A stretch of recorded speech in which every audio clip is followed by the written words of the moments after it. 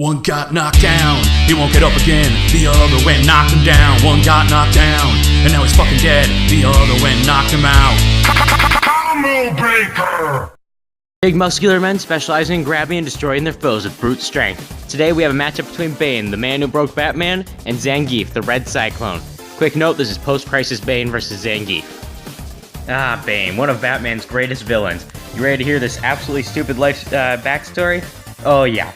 So basically, Bane as a child was forced to live out his father's life sentence after he died. Yeah, this kid was forced into prison because his father died and had a life sentence. First of all, I don't even think that's how it works. Second of all, you want to know where he got his name? He was called the Bane of some guard's life, thus that's where he took the name from. Other than his stupid backstory, he's pretty skilled in fighting and has some pretty cool powers. Now, a cool power I didn't know he had is he's resistant to pain, which is incredibly useful in a fight, because that means you can probably break his arm and it wouldn't hurt nearly as much and make it less of a crippling weakness. Now, he also has his iconic Venom drug, which he can use to boost his stats even further than they are now. Bane carries an assortment of firearms, but he prefers to use machine guns if he needs to get a bit more range than his brute fists. Bane's actually incredibly strong, as he can fight and beat off Batman and Katana, he can fight and rip humans' arms off, and he can pick up large shipping containers, and even deadlift 3 tons. Bane is able to fight Katana, who is capable of dodging bullets, and based on his fights with Batman, he should be comparable to other speedy DC heroes and villains that Batman can keep up with. Bane is strong enough to survive gunshots and keep fighting, and even beatings from Batman, and that includes when Batman's using his special gear like shock gauntlets. Bane also breaks the dumbass brute stereotype, where he's pretty much a genius. And he knows 6 languages, and in just like a single year, he learned Batman's true identity. He's also a tactical genius to the point where he's not only bested Batman before in combat, but almost killed him a few times with his good old-fashioned spine durability test. Oh, and Ra's al Ghul, the guy who trained frickin' Batman and the ninja assassin? Oh, he said Bane's one of the smartest men he's ever met. Yeah. How is that for an intelligence freaking feat right there? Ra's al Ghul, the man who trained Batman, said Bane's one of the smartest people he's ever met. But Bane's greatest weakness is also his biggest strength. Venom, the venom he uses? Yeah, if those tubes are removed, he loses all the strength boost he gets from it. And if he uses too much, he goes into kind of this berserk mode, where he stops thinking and kind of goes for just brute fists, which can really screw him over in a fight against someone who knows exactly what to do against a guy who's not thinking like Batman. Zangief is the Russian street fighter and one of the OGs of the game, and also trained at Rainbow Mika. God, I don't like covering the story for Street Fighter characters. It's too damn complicated, and then I look like an idiot because I don't have much for this section. So on to his powers and special moves.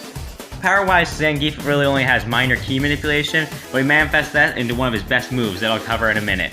Zangief has his famous spinning lariat, where he extends out both fists and spins. He also has his signature attack, the spinning pile driver, where he picks up his foe, jumps through the air, and spins with their head pointing towards the ground. He spins and crashes them into the ground. He also has the power bomb, where he wraps his arms around their waist and bends backwards, suplexing their head into the ground. The final atomic bomb is a double flying power bomb, immediately followed by a spinning pile driver. And the final ultimate atomic buster is basically the same thing as the last move, but with a second spinning pile driver at the end.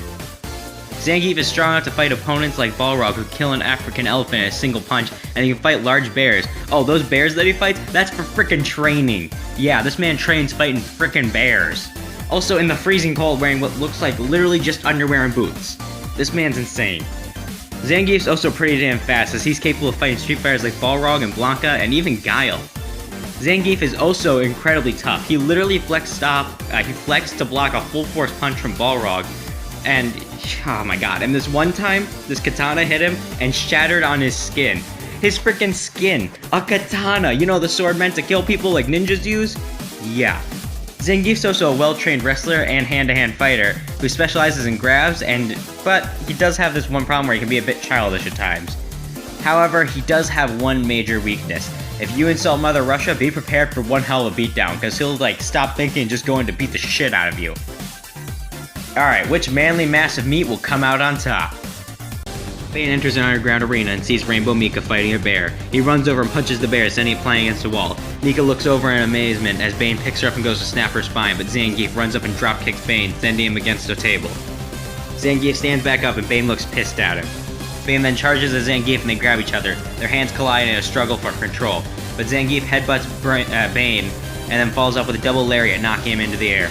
Zangief then grabs him out of the air, jumps back into the air, and spins down, smashing Bane's head into the floor. Bane gets up and knees Zangief in the gut, and then elbows him in the head. He then pulls out an AK-47 and starts unloading into Zangief, but Zangief deflects the bullets with his flaming backhand.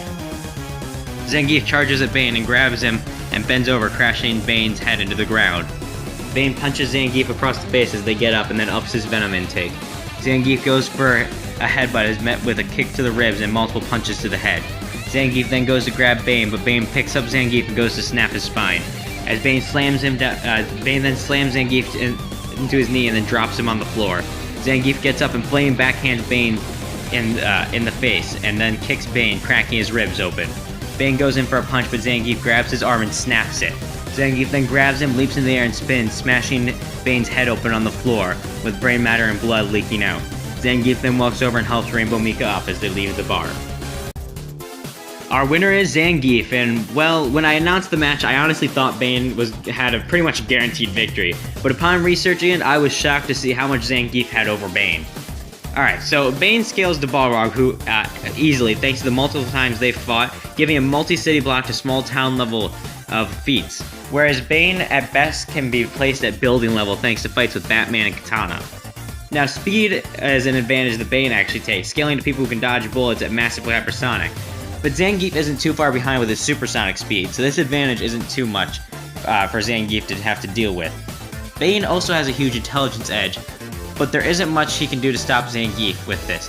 You see, Zangief is going to be able to pretty much the guns are worthless against Zangief thanks to his flaming backhand, so one of his edges that we'd have with range is pretty much useless now, and the intelligence isn't going to matter because of the huge strength gap, and by the time Bane uses enough venom to get to the same strength as him, he'll lose his intelligence edge. And then it all comes down to if Zangief is smart enough to, outsmart a guy who's his same strength but stupider, which is, 100% something he could do. Now, another thing is Zangief specializes in grabbing, and one of Bane's biggest weaknesses, if you remove the tubes, he loses his strength. At some point, Zangief's gonna grab a hold of one of those tubes and rip him out. I mean, honestly, Bane kind of screws himself over in this match because his only way of winning takes away some of his only advantages and is one of his biggest weaknesses. So our winner is Zangief. Next time on Combo Breaker. Scott Pilgrim versus Wreck-It Ralph. Please like, comment, and subscribe, and put in the comments what you think of the next match, who you think will win, why, anything you got. I'd love to see what you guys put.